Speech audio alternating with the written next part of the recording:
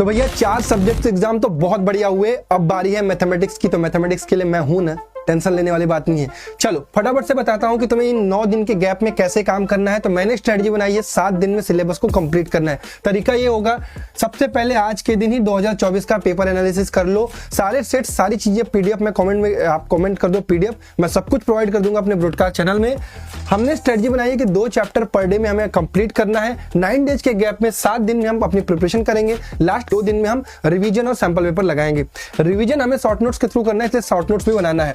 मैंने स्ट्रेटजी बनाई है कि भाई डे 1 पे सबसे टफेस्ट चैप्टर जो आपको लगता है ट्रिगो, और उसके साथ एप्लीकेशन ऑफ ट्रिगो को फिनिश करेंगे। डे 2 पर ट्रायंगल, उसके साथ सर्कल को फिनिश करेंगे। डे 3 पर area related to the circle plus surface area and volume complete करेंगे।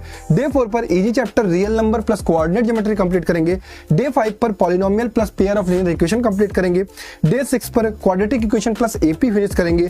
और डे 7 पर स्टैटिस्टिक्स प्लस प्रोबेबिलिटी फिनिश करेंगे। इन सब चीजों को कंप्लीट करने के लिए आपके पास कंटेंट अवेलेबल है मेरे थ्रू। वन शॉट है सफलता 3.2। वो कहां मिलेगी?